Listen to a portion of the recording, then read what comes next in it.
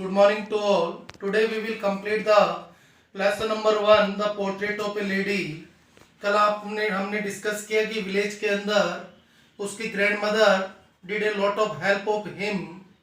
वो अक्सर दोनों टुगेदर स्कूल जाया करते थे because the school building and the building of temple was attached. दोनों बिल्डिंग आपस में अटैच थी.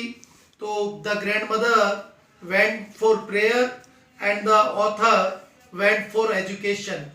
At the temple, the priest taught them alphabet and morning prayer, and the grandmother read out the scripture sitting inside the temple. दादी माँ अक्सर अंदर बैठकर जो रिलीजियस बुक्स थी, जो स्क्रिप्चर्स थे, धार्मिक ग्रंथ, उनको रीड आउट करती रहती थी.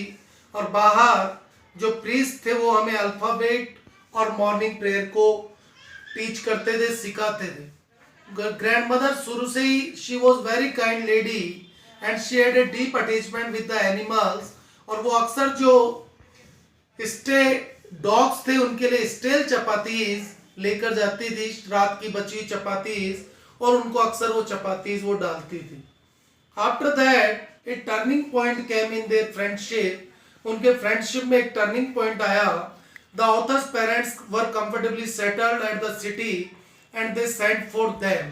ऑथर के पेरेंट्स कंफर्टेबली सिटी में सेटल हो गए और उन्होंने उन दोनों को वहां बुला लिया. It was the turning point in their friendship. The author started to go to an English medium school in a motor bus. अब ऑथर एक स्कूल इंग्लिश मीडियम स्कूल में जाना स्टार्ट कर दिया था. तो दादी उसके साथ जाती नहीं थी और वो घर पर अकेली रहती थी. Although they share the same room. हालांकि वो अभी भी एक ही रूम में रहते थे.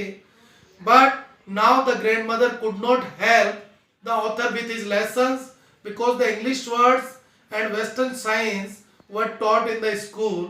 स्कूल में वेस्टर्न साइंस और इंग्लिश वर्ड्स को सिखाया जाता था. तो ये दादी के बिल्कुल अंडरस्टैंड नहीं होता था.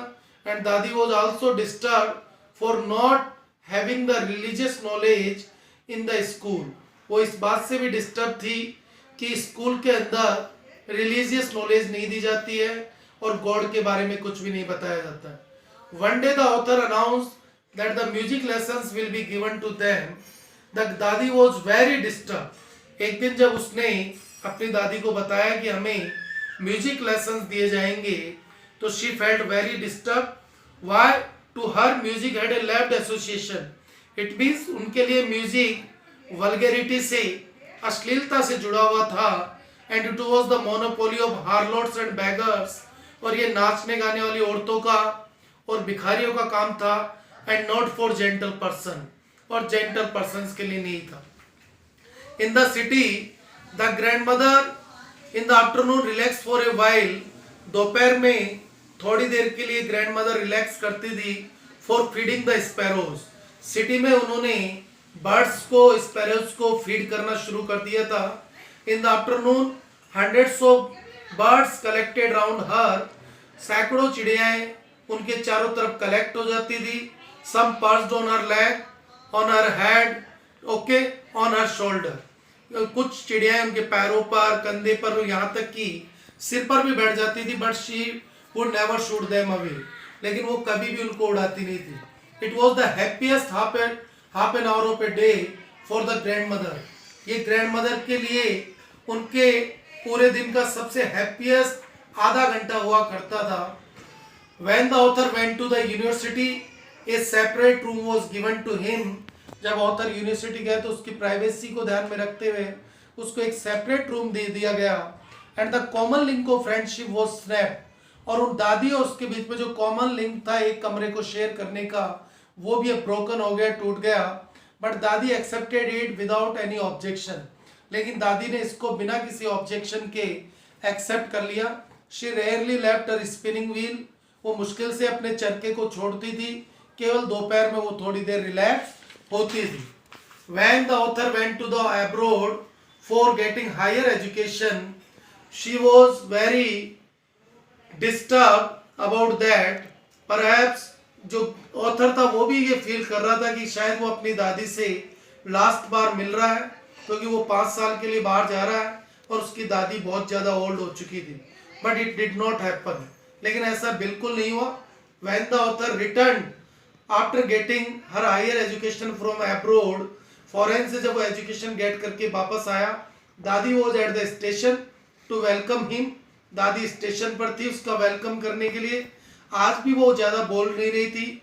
She was completely lost in the prayer and her fingers were busy in telling the beads. That evening a change came in the behavior of दादीमा। दादीमा के बिहेवियर में एक चेंज आ गया। That evening she did not pray। जिस दिन author abroad से लौट कर आया था उस दिन शाम को पहली बार उन्होंने अपनी लाइफ में प्रेयर नहीं की। She collected the women of neighborhood, took an old drum and started to sing। उन्होंने एक पुराना ड्रम लिया और उसको बजाना स्टार्ट कर दिया और आसपास की औरतों को उन्होंने इकट्ठा कर लिया। The theme of the songs were the home coming of warriors. जैसे कि युद्ध में वॉरियर जीतकर वापस लौटता है और जो सॉन्ग उसकी प्रेज में गाए जाते हैं, ठीक वैसे ही सॉन्ग का थीम था। नेक्स्ट डे दादीमा वॉज टेकन इल। अगले दिन दादीमा बीमार पड़ गई and she told the family members that her end had come। और उन्होंने सबको बता दिया कि उनका एंड आ चुका है। हमने उनको मना किया कि नहीं ऐसा नहीं है, but she ignored that and after a while she died। और कुछ समय बाद वो मर गई। The whole family member was very sad and after mourning कुछ देर रोने धोने के बाद they became active for the arrangement of funeral। दाह संस्कार का व्यवस्था उन्होंने की। दादीमा की डेड बॉडी को एक रेड श्रॉड में लाल कफन में रैप्ड कर दिया गया, लपेट दिया गया। और जब उनकी डेड बॉडी को क्रिमिशन के लिए दाह संस्कार के लिए लेकर जा रहा था, thousands of sparrows collected round the veranda. पूरे बरामदे में हजारों चिड़ियां इकट्ठी हो गई, but there was no chirping. लेकिन वो उस दिन कोई भी आवाज नहीं कर रही थी। ऑथर की मदर ने उन चिड़ियाओं को देखकर थोड़ा सैड फील किया और वो रोटी के टुकड़े उनके लिए लेकर आई, जैसे कि दादी माँ उनके लिए करती थी, और वो रोटी के टुकड़े उनकी तरफ फेंके। But the sparrows did not notice them. लेकिन स्पैरोज ने उनकी ओर बिल्कुल भी नोटिस नहीं दिया। And when the dead body was being taken out they flu away quietly. और जब दादी माँ की डेड बॉडी को बाहर ले जाया गया दाह संस्कार के लिए, तो चुपचाप वो सारी स्पैरोज उड़ गई। In this way they paid their tribute to the दादीमा। यानी इस प्रकार चिड़ियाओं ने भी अपनी सैडनेस को एक्सप्रेस किया और अपनी ट्रिब्यूट दी दादीमा को। That's all for today. Tomorrow we will discuss the question answer।